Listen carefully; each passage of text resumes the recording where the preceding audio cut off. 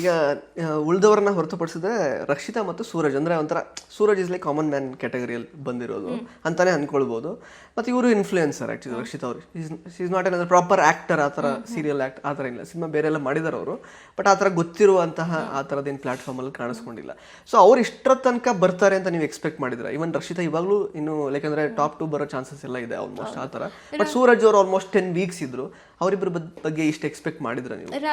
ಸೂರಜ್ದು ಅಷ್ಟು ಎಕ್ಸ್ಪೆಕ್ಟ್ ಮಾಡಲಿಲ್ಲ. ಬಿಕಾಸ್ ಅವ್ನು ಲಾಂಚ್ ಇನ್ ದ ಸೆನ್ಸ್ ಅವ್ನು ಬಂದಿದ್ದು ಸ್ಟೈಲ್ ಆಗಿರ್ಬೋದು, ಇದಾಗಿರ್ಬೋದು, ಇಟ್ ವಾಸ್ ಇಂಪ್ರೆಸಿವ್. ಸೊ ಇರ್ತಾನೆ ಒಂದಷ್ಟು ವಾರ ಅಂತ ಇತ್ತು. ಬಟ್ ಮೇಜರ್ ಆಗಿ ಹಿ ಮೇಡ್ ದ್ಯಾಟ್ ಡಿಫ್ರೆನ್ಸ್ ಅಂತ ಅಷ್ಟು ಅನಿಸ್ಲಿಲ್ಲ. ಬಟ್ ರಕ್ಷಿತಂಗೆ ಏನಾಯಿತು, ಐ ಥಿಂಕ್ ಎಲ್ಲ ಕೂಡ್ ಬಂತು ಅಂತಾರಲ್ಲ ಆ ಥರ ಅವಳಿಗೆ ಸಿಚುಯೇಷನ್ಸ್ ಎಲ್ಲ ಕೂಡ್ ಬಂತು. ವೇರ್ ನಾ ಹೇಳಿದಲ್ಲ, ಜೆನ್ಯೂನ್ ಆಗಿ ಅವಳ ಬಗ್ಗೆ ಮನೆ ಒಳಗಡೆ ಇದ್ದಿದ್ದು ನಾವೇ ಫೀಲ್ ಮಾಡ್ಕೋತಾ ಇದ್ವಿ. ಸೊ ಆಬ್ವಿಯಸ್ಲಿ ಇದು ಬರ್ತಿತ್ತು.